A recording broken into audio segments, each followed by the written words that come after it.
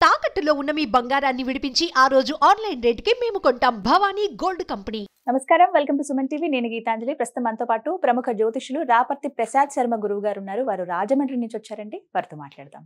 గురుగారు నమస్కారం అండి. ఎలా ఉన్నారు? సంతోషం మిమ్మల్ని కలవడం. ఇప్పుడున్న పరిస్థితులు మాట్లాడుకుంటానండి. భార్యాభర్తల బంధం చాలా వరకు విడాకుల కేసులే ఎక్కువగా ఉంటున్నాయి కోర్టులలో కూడా.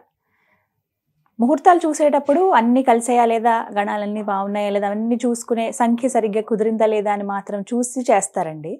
కానీ కొద్ది రోజుల్లోనే ఆ వివాహాలు కాస్త ఆ బంధాలు అనేవి పాడైపోతున్నాయి, విడాకుల దాకా దారి తీస్తున్నాయి. కేవలం కొత్తగా పెళ్ళైన వాళ్లే కాదండి, కొన్నేళ్లు కాపురం చేసి దగ్గర పిల్లలు మనవాళ్ళని చూసిన వాళ్ళు కూడా వాళ్ళు కూడా విడిపోతూ ఉన్నారు. అసలు పెళ్లి చేసేటప్పుడు ఇవి తెలియదా అండి? మామూలుగా అసలు ఎందుకు ఇలా విడాకులు జరుగుతాయని మాట్లాడితే జ్యోతిష్యపరంగా. ఇప్పుడు వివాహ బంధం వచ్చేసరికల్లా చాలా మంది ఒక బ్రాహ్మణ దగ్గరికి వెళ్ళి వాళ్ళిద్దరికి నక్షత్రపరంగా కానీ నామకరణం ఇద్దరు పేర్లు చూసుకుని వాటి మీద కానీ చూసుకుంటూ ఉంటారు. నక్షత్రాలు లేని వాళ్ళు పేర్లను బట్టి చూస్తూ ఉంటారు. వీళ్ళు ఏం చేస్తున్నారంటే ఇవాళ నన్నే నమ్ముకుని, నేను ఒక బ్రాహ్మణ్ణి, నన్నే నమ్ముకుని నా దగ్గర ముహూర్తం పెట్టించుకుని వెళ్ళిపోతున్నారు. నేను ఏదైనా హడావుల్లో ఉన్నా సరే, నేను లేదా ఏదో పరజ్ఞానంలో ఉన్నా సరే, ఆ ముహూర్తం రాసేటప్పుడు ఒకటి రాయిపో ఒకటి రాసి వాళ్ళకి ఇచ్చేయచ్చు. ఎందుకంటే మానవుడు అన్నాక చాలా తప్పిదాలు ఉంటాయి. అది అయితే నేను అనేది ఏంటంటే నన్ను కించపరచమనో లేకపోతే ఇంకో బ్రాహ్మణ కించపరచమనో ఇంకోటని కాదు. ఇవాళ మనం ముహూర్తం పెట్టాక ఆ ముహూర్తాన్ని మనకి ఇప్పుడు అమ్మాయి తరపు వాళ్ళు ముహూర్తం పెట్టించుకుని వచ్చాక అబ్బాయి తరపు వాళ్ళు కూడా ముహూర్తం తీసుకున్నాక వాళ్ళ దగ్గరలో ఉన్న బ్రాహ్మడికి ఎవరైనా వాళ్ళకి తెలిసిన వాళ్ళకి ఒకసారి చూపించుకుంటే చాలా విశేషం. చూపించాలి. ఇప్పుడు సెకండ్ ఒపీనియన్ తీసుకో. ఏమో ఒక స్థలం కొంటున్నాం రా, మనం ఏదో ఇల్లు కట్టడానికి, ఏమంటే ఈ సోమాజీ గూడలో ఈ చిన్న సైట్ కొందాం అనుకుంటున్నాం, ఆ ఏరియా అలా ఉంటుంది, బాగుంటుందా లేదా, ఆ ఏరియాలో ఇల్లు కట్టుకుందాం అనుకుంటున్నాం, బాగుంటుందా లేదా, చుట్టుపక్కల వాళ్ళందరూ ఎలా ఉంటారు ఏంటి అని అడిగే కదా. ఒక చిన్న ఇల్లు కట్టుకోవడానికే మనం ఇన్ని అడుగుతున్నాం అంటే ఒక వివాహం అంటే ఇది జీవితాంతం వాళ్ళకి వాళ్ళు రుణపడి ఉంటారు. వాళ్ళు మనం ఎలా అయితే మనం పెళ్లి చేసుకుని మనం పిల్ల పాపలతో మనం కలకాలం ఉంటున్నామో మన పిల్లలు కూడా అదే విధంగా కలకాలం ఉండాలి. అదే కాకుండా ఈ చేసుకునే వాళ్ళకి కూడా కంగారు మాట. అంటే రేపు 25 ఉందా 28 మలేషియా వెళ్ళిపోవాలి మా అబ్బాయి, వాళ్ళే చెప్తారు. దానివల్ల కొంత తప్పు. వీళ్ళు ఏం చేస్తారు, ఎలాగా వాడు వెళ్ళిపోవాలంటున్నాడు కదా, మనకి ఎలాగ రేపు 24 ఖాళీ, 24 ముహూర్తం బాగుందండి అంటే వాళ్ళు ఓకే చేసేస్తున్నారు. ఇది వివాహ ముహూర్తంలో దోషం వచ్చినా సరే, అది వివాహ ముహూర్తంలో దోషం ఉన్నా విడిపోతారు. ఇంకోటి ఏంటంటే మనకి గ్రహస్థితులు తిరుగుతూ ఉంటాయి, గ్రహాలు తిరుగుతూ ఉంటాయి. ఒకసారి రాహు, ఒకసారి కేతు, ఒకసారి శుక్రుడు, ఇలాగా ప్రతిదీ కూడా రన్నింగ్ జరుగుతూ ఉంటుంది జీవితంలో. శని మహర్దశ కానీ రాహు మహర్దశ కానీ వస్తే కనుక భార్యాభర్తలు సమస్యలు ఉంటాయి, దెబ్బలాటలు జరుగుతాయి. ఏదోటి ప్రతి ఒక్క కుటుంబంలోనూ ఉన్నవే, చిన్న చితక ఏదోటి వస్తుంది. నేను అపర కోటీశ్వరుని కదా, నాకు సమస్య ఎందుకు వస్తుందని అనుకోక్కర్లేదు. ఏదోటి ఆర్థికంగా ఇబ్బంది రావడం, లేకపోతే ఇంకో విధంగా ఇది రావడం, ఇలా ఇబ్బందులు కలుగుతూ ఉంటాయి. ఎప్పుడైతే మనకి అంటే ఈ రోజున ఇప్పుడున్న పరిస్థితులను బట్టి ఎప్పుడైతే కొంచెం మనం చితికిపోయామో అందరూ తలుకోరాయా వేసేవాళ్ళే తప్ప దాన్ని తీసేవాళ్ళు ఎవరు లేరు. ఇప్పుడు ఈ రోజున ఇప్పుడున్న సిచ్యువేషన్లో అయితే కనుక వివాహాలు చేస్తున్నారు. చేశాక వీళ్ళు ఏం చేస్తున్నారయ్యా అంటే అమ్మాయిని అలా అత్తారింటికి పంపగానే రెండో రోజు నుంచి మొదలెడుతున్నాడు, మీ ఆయన అలా చూస్తున్నాడే, మీ ఆయన అలా చూస్తున్నాడే, మీ ఆయన అలా చూస్తున్నాడే అని ఫోన్ చేస్తూ మాట్లాడుతూ ఉంటారు. నా కూతురునైనా సరే ఇంకో కూతురునైనా సరే ఏ పిల్లనైనా సరే ఇచ్చాక 100 సార్లు ఫోన్ చేస్తే దీనికి అనుమానం వస్తుందన్నమాట. అంటే మా ఆయన ఏదైనా తప్పుడుగా మసులుకుంటున్నాడే ఏమిటి అని చెప్పి గొడవలు రావడానికి కూడా కారణం అదే. ఏమ్మా ఆ తర్వాత వీళ్ళ జాతకంలో ఎప్పుడైతే శని ఎంటర్ అయ్యాడో భార్యకి కానీ భర్తకు కానీ ఎంటర్ అయినప్పుడు ముందు ఏం చేస్తారంటే నరాల మీద, ఎముకల మీద, తల మీద, వీటి మీద బాధ బాగా చూపిస్తూ ఉంటుంది వీళ్ళకి. ఆ తర్వాత ఆర్థికంగా ఇబ్బంది కలుగుతుంది. ఆ తర్వాత చుట్టాల్లోనూ మన బంధువులు ఎవరైతే ఉన్నారో వాళ్ళలో కొంచెం తక్కువ చూపు వస్తుంది. ఆ తర్వాత భార్యాభర్తలు సమస్యలు వస్తాయి. ఇన్ని ఉన్నాయి. వివాహ ముహూర్తంలోనే దోషం ఉందనుకోమ్మా, నేను మొన్న చాలా ఇబ్బందిగా నేను చూసింది. నా కళ్ళ ముందు ఒక ఆయన ఇన్ఫీల్డ్ బండి మీద వైట్ అండ్ వైట్ వేసుకుని ఏ క్లాస్గా తిరుగుతూ ఉండేవాడు. ఆయన 10 మందికి చెప్పే ఆయన ఓ రోజున మా ఇంటికి వస్తే నేనే ఆశ్చర్యపోయిన మాట. ఆటోలో లేవలేకుండా దిగి జాగ్రత్తగా ఇంటికి వచ్చి, సార్ నా పరిస్థితి బాగోలేదండి, 2 కాళ్ళు సరిగ్గా పనిచేయట్లేదు, నా భార్య ఏమో నన్ను వదిలేసి వెళ్ళిపోయిందని. ఆయనకి అప్పటికి వయసు ఎంత? 65 ఏళ్ళు. ఆ వయసులో అనేసరికి అప్పుడు అవన్నీ జాతకం అంతా వెరిఫికేషన్ చేసుకుని వాళ్ళకి ఎలా ఉందో ఏంటో చూసి, ఏమండి మరి మీకు మీ భార్యకి ఇద్దరికి కూడా బాగోలేదు, ఇలా చేసుకోవాలని చెప్పాను. ఆయన 3 వారాలు చేసుకున్నాడు. నేనే ఆశ్చర్యపోయిన మాట, మార్పు ఇంతలా వస్తుందా అని. ఆయన ముఖంలో చాలా చక్కగా కళ, మళ్ళీ ప్రేతకళ అంతా పోయి శుభ్రంగా చాలా చక్కగా కళ వచ్చింది. భార్య ఫోన్ చేసి అప్పుడు పుట్టింటికి వెళ్ళిపోయింది ఆవిడ, అన్నగారింటికి వెళ్ళిపోయింది. అప్పుడు ఆవిడ మళ్ళీ తిరిగి రావడం, ఆవిడ ఫోన్ చేసి మాట్లాడడం, ఇవన్నీ కూడా జరిగేసరికల్లా ఇదే నా ఆనందం అనిపించింది మాట నాకు. ఇప్పటివరకు అలా ఎంతమంది జంటల్ని కలిపారండి? దగ్గర దగ్గర ఇంత అని లెక్కలేదమ్మా.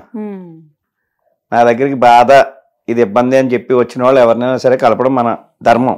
ఉండేది ఎక్కడండి మీరు? మేము రాజమండ్రి అమ్మా. రాజమండ్రిలోనే ఉంటాం. అయితే మనం చేసేది ఏంటంటే, ఇప్పటిదాకా కూడా ఏ జాతక రీత్యా ఏ చూసినా సరే ఈ పిల్లలు విడిపోతారు, వీళ్ళకి బాగోలేదు, వీళ్ళు ఇలా జాతకం చూడగానే అలా తెలిసిపోతుందండి. ఇప్పుడు భార్య భర్త ఇద్దరు జాతకం తీసుకొచ్చారు, వాళ్ళకి కొన్ని గొడవలు అవుతున్నాయి, కొన్ని రోజులుగా సఖ్యత లేదనుకున్నాం. అలా తీసుకువచ్చినప్పుడు ప్రధానంగా మీరు గమనించేది ఏంటి? నేను ముందుగా తీసుకునేది ఏంటంటే, ఈ భార్యాభర్తలు ఇద్దరు జాతకాలు చూస్తాను. ఆ తర్వాత వీళ్ళకి వివాహం అయిన సమయం చూస్తాను. వీళ్ళకి ఏదైనా పిల్లలు ఉంటే కనుక సంతానం కలిగితే వాళ్ళకి దోషాలు ఏమైనా ఉన్నాయో చూస్తాను. ఎందుకంటే దీంట్లో విశాఖ నక్షత్రం ఒకటి, చిత్తా నక్షత్రం ఒకటి, అలాగే అశ్విని నక్షత్రంలో మొదటి పాదం కానీ, అలాగే కొన్ని పాదాలు ఉన్నాయి కొన్ని నక్షత్రాలకి. ఈ పాదాల్లో పుట్టిన పిల్లవాడికి శాంతి ఉన్న, అలాగే తల్లిది కానీ తండ్రిది కానీ ఏక నక్షత్రమైన, తండ్రిది పుబ్బా నక్షత్రం అయ్యి ఈ యొక్క పుట్టిన అబ్బాయిది కూడా పుబ్బా నక్షత్రమైన శాంతులు ఉంటాయి. ఈ యొక్క విశాఖ నక్షత్రంలో అబ్బాయి కానీ అమ్మాయి కానీ ఇంట్లో జన్మిస్తే కనుక ఆ శాంతులు చేయించుకోకపోతే కనుక ఈ పిల్లాడు ఎదిగి కొలిది కూడా వీళ్ళకి ఏదో ఎడబాట్లు జరుగుతూ ఉంటాయి. తండ్రి చోట తల్లి చోట ఉంటారు. ఇప్పుడు అబ్బాయి జాతకం వల్ల కూడా తల్లి తండ్రి విడిపోయి శాంతులు, ఆ శాంతి నక్షత్రం అది కంపల్సరీ శాంతి చేయించుకోవాలి. అయితే అది కాకుండా వీళ్ళకి ఏమైనా దోషాలు ఉన్నాయా, నక్షత్ర పరంగా కానీ పేరు పరంగా కానీ దోషాలు ఏమైనా ఉన్నాయా, ఇవి చూసుకుని ఇవన్నీ గణితం కట్టి ఎక్కడ ఫాల్ట్ ఉందో చూసుకుని దాన్ని మనం దీనికి ఈ యొక్క గ్రహశాంతికి చేస్తే బాగుంటుంది. వివాహ దోషంలో ముహూర్త దోషంలో ఉందనుకోమ్మా, ఆ వివాహ ముహూర్త దోషానికి ఏం చేయాలో ఆ శాంతి చేయిస్తాం. అయితే ప్రతి ఒక్కరు ఎంతో ఖర్చు అయిపోతుందేమో, ఎంతో ఖర్చు పెట్టాలేమో పరిహారాలకి, చిన్న చిన్న పరిహారాలు. అలాగే అయితే కొన్ని ఉన్నాయి, కొన్నాటికి మాత్రం చేయవలసిన పెద్ద పెద్దవి చేయవలసిన ఉంటే కొన్నాటికి మన దగ్గర ఎంత ఖర్చు అయినా సరే గట్టిగా అయితే కనుక 30,000 కన్నా ఏది హోమం ఖర్చు కానీ ఇంకోటి ఖర్చు కానీ ఏది అవ్వదు. గట్టిగా ఇంకా అయ్యి బాబోయ్ ఇది చాలా ఇబ్బందిలో ఉందంటే కనుక మనకు 30,000 దాకా అవుతుంది దాని ఖర్చు. అంటే ప్రధానంగా అంటే ముహూర్తాల దగ్గర ఫస్ట్ ఉంటుంది. ముహూర్త దోషం కంపల్సరీ అమ్మా ఉంటుంది. జాతకాలు కలవకపోవడం ఒకటి ఉంటుంది.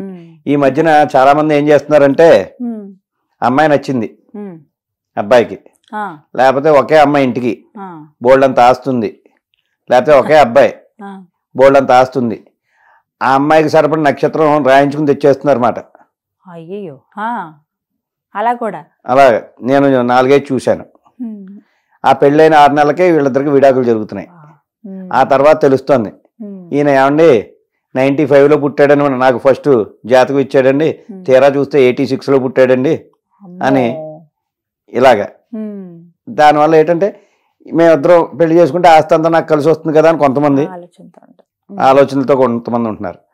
నేను ఒక చోట చూశాను, ఇద్దరు అన్నదమ్ములే, వాళ్ళిద్దరు పాపం చాలా కష్టపడుతూ ఉండేవారు. అయితే కుర్రాడు ఏదో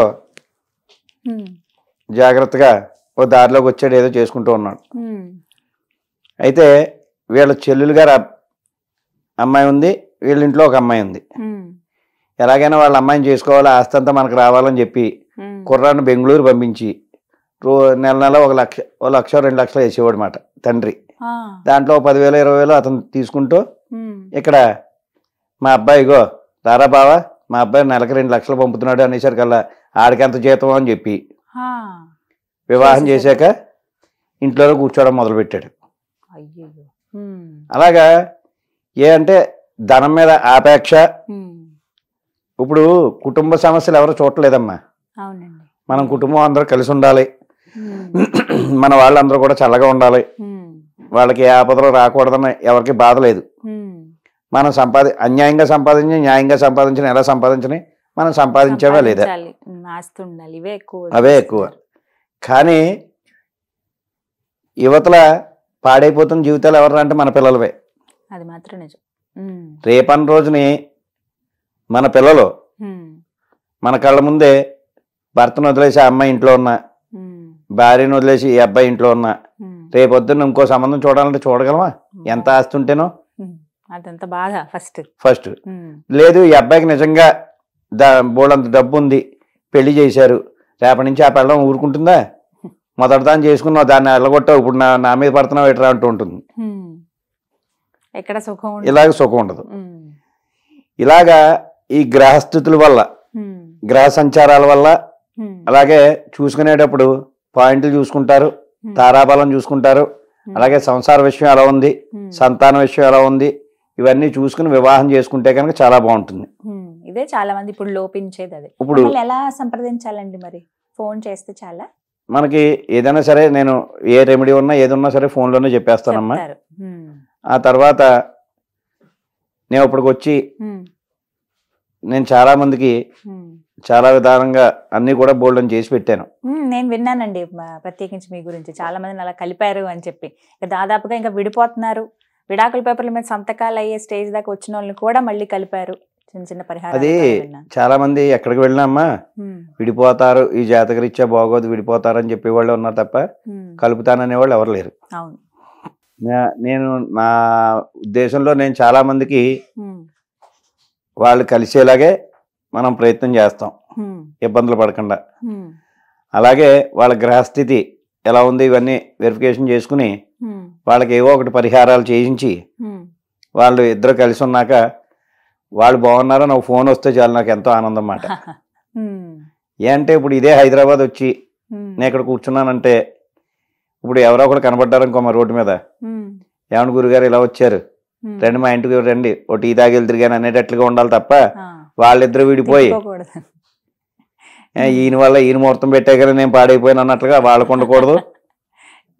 అది అందువల్ల చెప్తూ ఉంటారండి, భార్యాభర్తల గొడవ అయినప్పుడు కూడా తిట్టుకునేది అయ్యగారినే, ముహూర్తం పెట్టింది ఆయనే అని చెప్పి తిట్టేది కూడా తిడతా ఉంటారు కదా. నేను దానికి కూడా నేను ఎలాగంటే చాలా చోట్ల చూశాను, ముహూర్తాన్ని పెట్టిన వాళ్ళని కొంచెం అలా వదిలేండి, పెళ్లి కుదిర్చిన వాళ్ళని ముందు బాగా తిడతారన్నమాట. నీకు ఆ తర్వాత ముహూర్తం పెట్టింది ఎవర్రా బాబు అని తర్వాత ఆయన తిడతారు. ఇవన్నీ ఉన్నాయి. అయితే భార్యాభర్తల సమస్యలు ఎప్పుడైతే తలెత్తాయో వెంటనే చూపించుకోమంటానమ్మా.